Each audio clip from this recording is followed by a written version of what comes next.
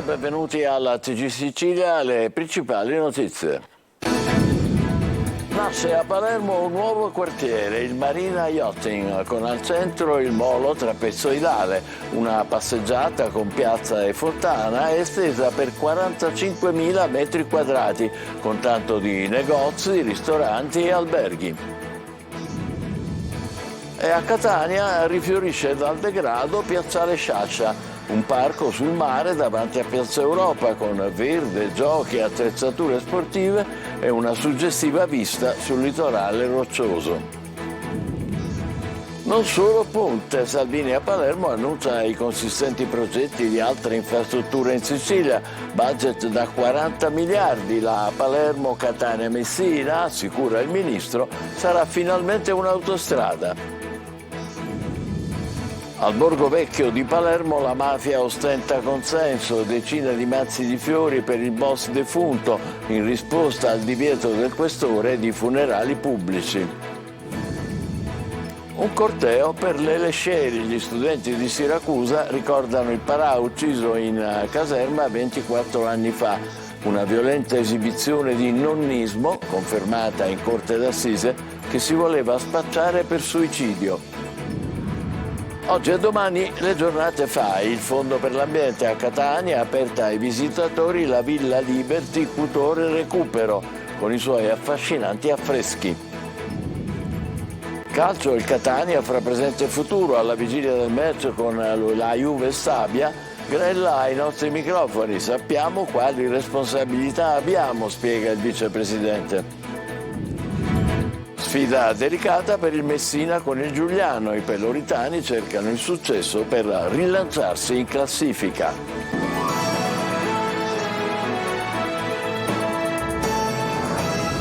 Bentrovati, 45.000 metri quadri di superficie, ristoranti, negozi di lusso, pasticcerie, gelaterie.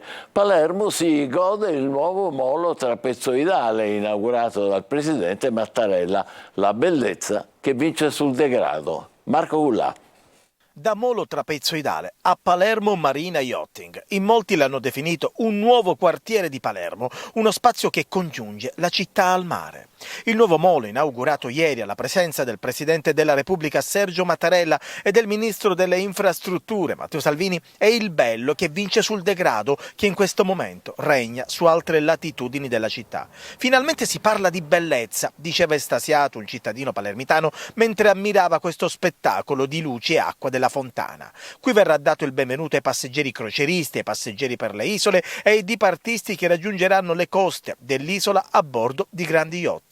Circa 2 milioni e mezzo all'anno gli utenti che potranno usufruire di una grande area commerciale, ristoranti, negozi di lusso, gelaterie, pasticcerie. Il turista potrà anche ammirare all'interno degli spazi le tantissime eccellenze siciliane che attireranno visitatori e cittadini, tra cui la Gambero Rosso Academy, con area di formazione multidisciplinare che dal 2002 sviluppa professionalità. Lo slogan di questa opera è stato Palermo possibile, come a dire sì, pure qui è possibile, se si vuole mettere in campo progetti, offrire qualcosa che renda partecipi di una bellezza dai risvolti pratici. Uno spazio pubblico per la città, una grande opera che darà ulteriore impulso all'occupazione, ha ricordato Pasqualino Monti, presidente dell'autorità portuale Sicilia Occidentale. E alla nostra domanda cosa può dare questo nuovo molo a Palermo, lui ha risposto nella maniera più sintetica ma significativa possibile: può dare tutto. Intanto lavoro, perché nel Palermo Marina Yachting lavoreranno circa 1.000 persone,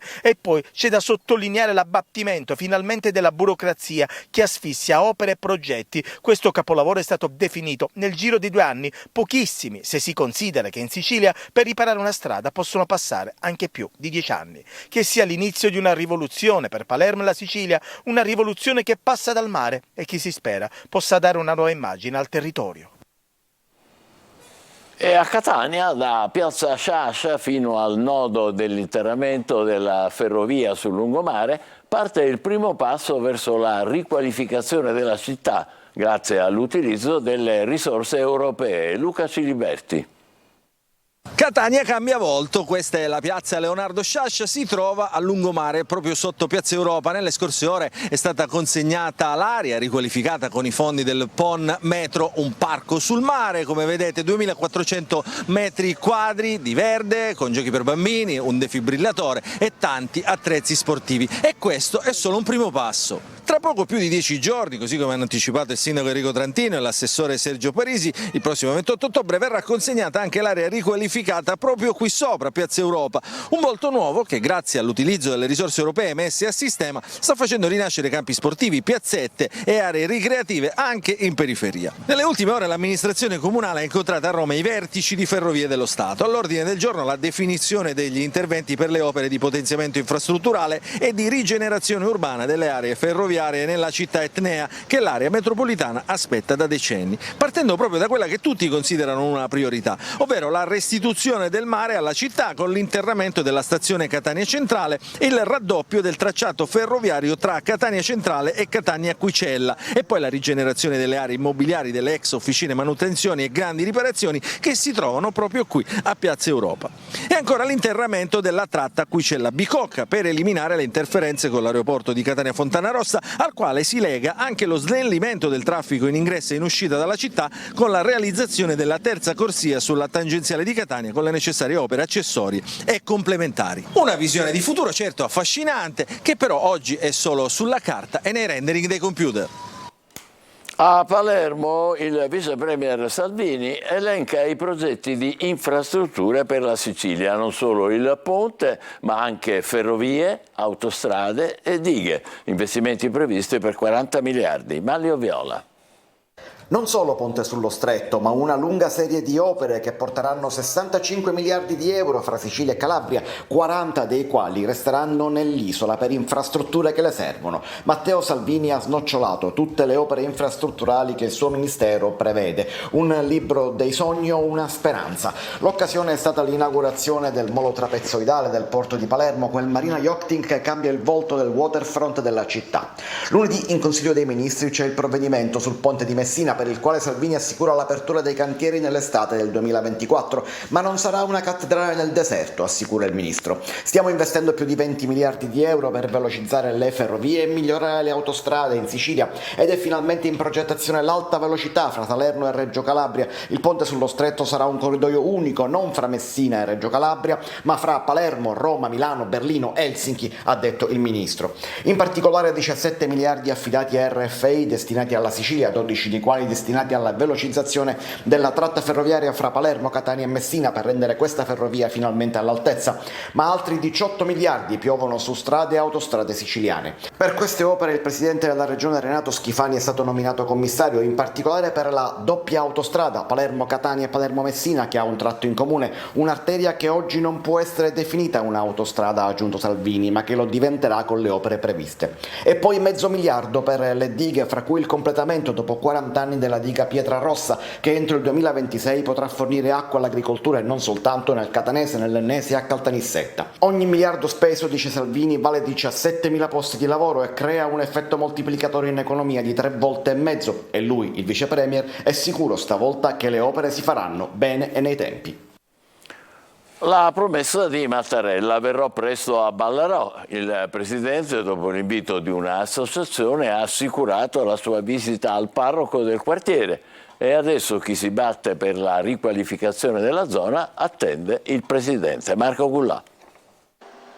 Il telefono che squilla, un numero sconosciuto e poi quelle prime parole pronunciate, che sembrano quasi uno scherzo. Salve, sono il presidente Sergio Mattarella. Lui è Don Enzo Volpe, è il parroco del quartiere di Ballarò a Palermo. È stato lui a ricevere la telefonata del presidente Mattarella, che gli ha assicurato che presto organizzerà un appuntamento privato con le realtà attive sul territorio dopo aver ricevuto la lettera del comitato SOS Ballarò. Mattarella voleva incontrare la gente di Ballarò già ieri, ma non ha potuto farlo per altri impegni istituzionali. Il presidente si è mostrato molto sensibile, ha detto che ha letto con interesse questa lettera e che ha promesso avrà il piacere di incontrare anche un gruppo di noi, magari in forma privata, noi speriamo anche in forma ufficiale. Comunque ci aspettiamo sicuramente un riscontro, perché si è mostrato molto sensibile alla realtà di Palermo e in particolare del centro storico e del nostro quartiere. Ballarò quindi aspetta la visita del Capo di Stato. Il Presidente della Repubblica Sergio Mattarella ha annunciato che verrà nel quartiere di Ballarò. Le cartoline però che arrivano dal quartiere sono sempre queste, sono sempre le stesse. Rifiuti che addirittura ormai sovrastano, come vediamo da queste immagini, un'intera strada. Signor Mattarella, questa è la Sicilia, questo è un souvenir di Palermo, l'immondizia è un souvenir di Palermo, perché tutte le persone che stanno tutti qua nel quartiere vanno a buttare tutta l'immondizia, perché non mettete una telecamera e si levano tutti questi problemi? Io penso così. Direbbe questo al Presidente? Sì. Io ci direbbe questo di qua, Presidente, logicamente, di levare tutte queste cose, perché all'immondizia ci sono i turisti, specialmente che vengono pure i turisti a Ballarò. Ma anche altre emergenze come quella del crack. Ballarò chiede aiuto al Presidente Mattarella.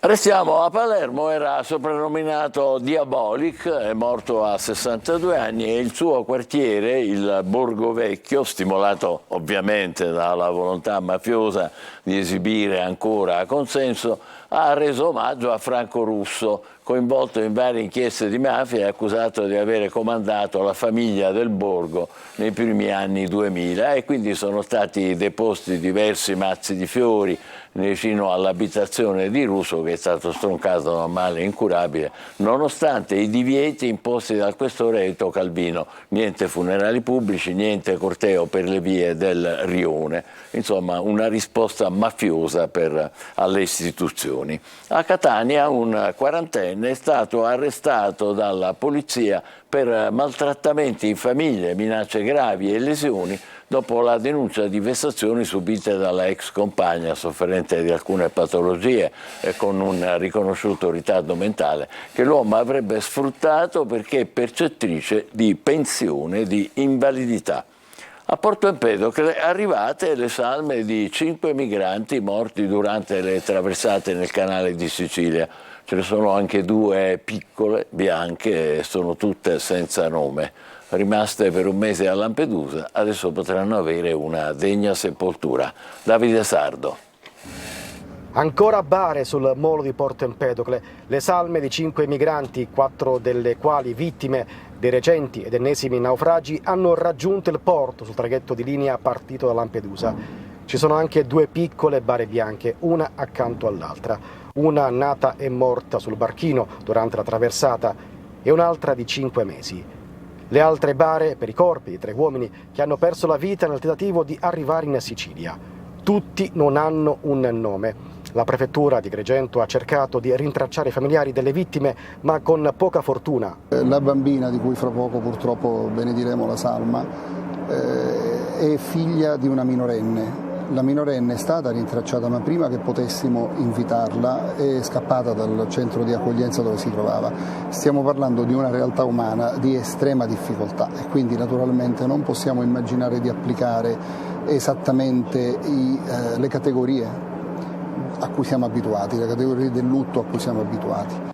Le bare sono rimaste per oltre un mese nella camera mortuaria di Lampedusa, in attesa di trovare posto nei cimiteri dei comuni dell'Agrigentino. A denunciare il caso e a chiedere una immediata degna sepoltura è stata Suor Maria Ausilia Consiglio, che ha lavorato sull'isola. Ho visto le bare diverse volte e tutte le volte che andavo al cimitero dicevo che sia l'ultima volta, ma l'ultima volta non è. E infatti sono andata per il convegno con la famiglia cristiana e mi faccio aprire la porta perché abbiamo amici dappertutto, io ho tanti amici, me l'hanno aperta e io li ritrovo ancora lì. Quindi questo non è giusto, sono passati mesi. La bimba è deceduta il 13 di settembre e quindi siamo quasi al 13 di ottobre e adesso li accogliamo qui per l'ultimo viaggio. 4 salme, le 2 neonate e 2 uomini, sono state sepolte a Santo Stefano di Quisquina. Una bara è stata tumulata al cimitero di Santa Elisabetta, sempre nell'Agrigentino. Il traghetto di linea Siremar inoltre ha trasferito a Porto Empedocle 230 migranti, molti bambini, minori e interi nuclei familiari. Siracusa ricorda Lele Scieri, il parà siracusano ucciso 24 anni fa nella caserma Gamerra di Pisa. Dai più giovani agli anziani il caso ha colpito tutti. Ieri sera all'Urban Center di Siracusa si è tenuta una conferenza sulla vittima di nonnismo. La prossima udienza in Corte d'Assise è fissata per il 29 novembre. Francesco Aloi. Ho sempre creduto nella legalità, nella giustizia, nella correttezza, negli uomini. La voglia di giustizia e legalità in un giovanissimo Lele Scieri. Con questo cortometraggio gli alunni del Santa Lucia di Siracusa raccontano la storia del parà siracusano. Fu ucciso nella caserma Gamerra di Pisa 24 anni fa. Alla prima versione del suicidio la famiglia non ha mai creduto. Non potevamo credere all'ipotesi del suicidio conoscendo bene Emanuele, il ragazzo che era, pieno di vita, pieno di interessi. L'avevamo anche visto pochi giorni prima al giuramento e non c'era nessun segnale di suicidio. Lele non si sarebbe mai suicidato, è quello che hanno ripetuto più volte amici e familiari del 26enne siracusano. Tante manifestazioni, striscioni e poi la commissione parlamentare d'inchiesta che nel 2018 ha portato alla riapertura del caso. È una commissione arrivata dopo 17 anni dalla morte del povero Emanuele, che ha fatto luce sul caso e ha convinto la procura ordinaria penale di Pisa a riaprire il caso. L'allora procuratore capo di Pisa, da poco in pensione, capì subito che non si era trattato di suicidio. Il contesto non era proprio quello che normalmente si considera un contesto suicidario. Lele si era appena laureato in giurisprudenza, il suo sogno era fare l'avvocato. In quella caserma di Pisa però ha perso la vita subito dopo il suo arrivo. Lo scorso luglio è arrivata la sentenza per Alessandro Panella e Luigi Zabara, gli ex ufficiali della Folgore condannati a 26 e 18 anni di carcere. Per Andrea Antico, assolto in primo grado, mercoledì scorso è stata chiesta una condanna di 17 anni e 6 mesi. Scieri fu ucciso perché si ribellò al nonnismo, è quanto si legge nelle motivazioni della sentenza. Viaggio nella Catania nobiliare di fine Ottocento. Le giornate fai d'autunno, oggi e domani, aprono le porte ai beni storici della città, come le Ville Liberty del Viale Regina Margherita. Eva Spampinato.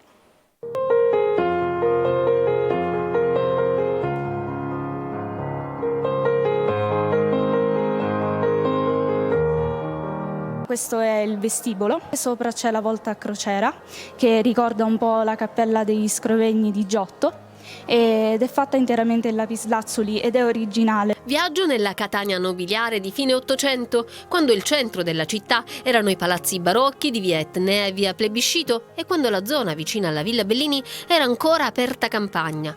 Qui tra il 1899 e il 1904 venne edificata Villa Cutore Recupero, una delle magnifiche ville Liberty del Viale Regina Margherita, che di norma è chiusa al pubblico perché è tuttora una abitazione privata, ma che il Fondo Ambiente Italiano rende visitabile in occasione delle giornate FAI d'autunno, oggi e domani. Alcuni sono beni chiusi, come ha detto lei, alcuni sono beni privati, altri sono beni aperti sempre al pubblico che noi però presentiamo in una chiave differente. A fare da cicerone al pubblico i giovani studenti del liceo artistico Lazzaro di Nesima. L'anno di realizzazione è quella del 1899, è uno stile tipicamente liberty catanese.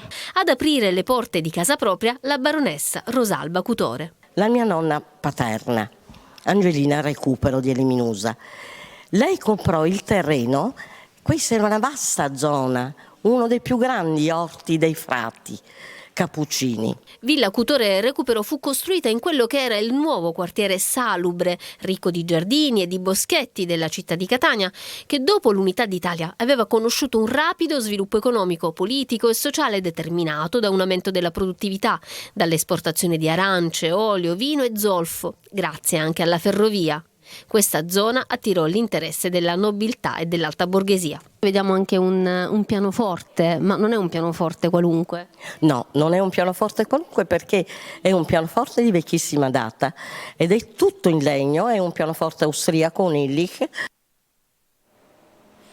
Facciamo una breve pausa, tra poco per il calcio al TG Sicilia il vicepresidente del Catania Grella, ma anche l'attesa a Messina del Giuliano. State con noi.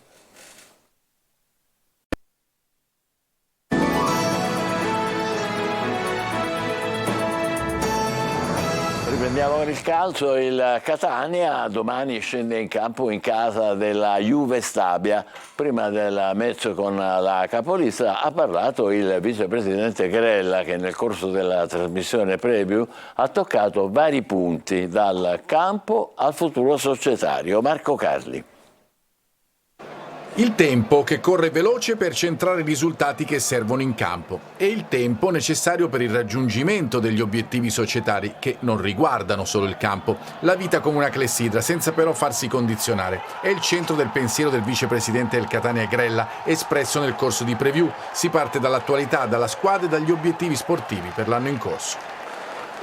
Se noi non siamo nei primi 3-4 posti a fine della stagione, per quanto riguarda il mio lavoro sarei molto deluso e aggiungo anche che assumerò tutte le mie responsabilità, Marco, perché tante decisioni importanti le ho prese io.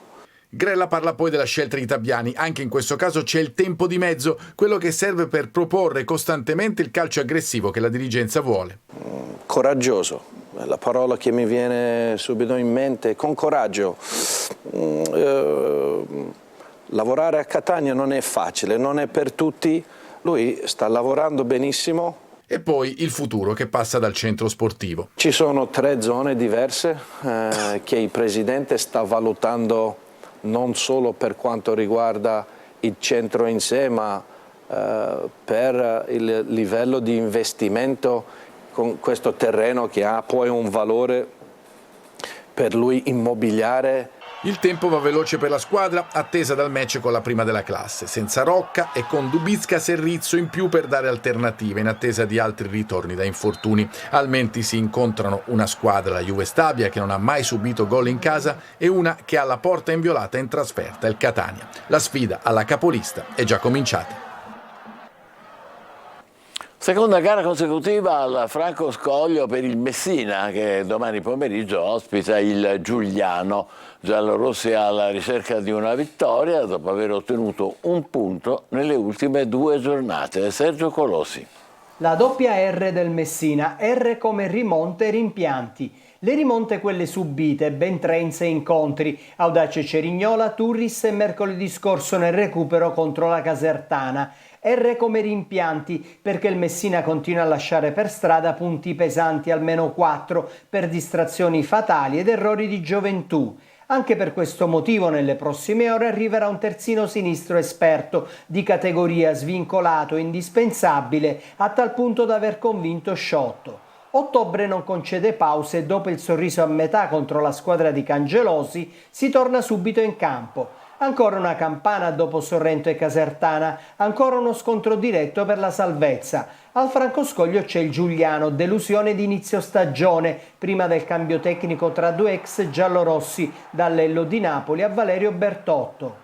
La coperta corta del Messina costringe Modica a scelte quasi obbligate. In difesa è imparata la lezione col Sorrento la coppia titolare e Manetta Ferrara con Pacciardi alternativa. Lia e Ortisi completano il reparto. Centrocampo con poca qualità perché Firenze non è ancora pronto, rientra Scafetta con Franco e uno tra Frisenna e Giunta. In attacco Plesce insieme a Ragused e Mausso, il cui pezzo forte certamente non è la continuità, ma domani per i 3 punti servirà una prova di grande intensità. Ci fermiamo qui, prossimo appuntamento alle 20, grazie e buon pomeriggio.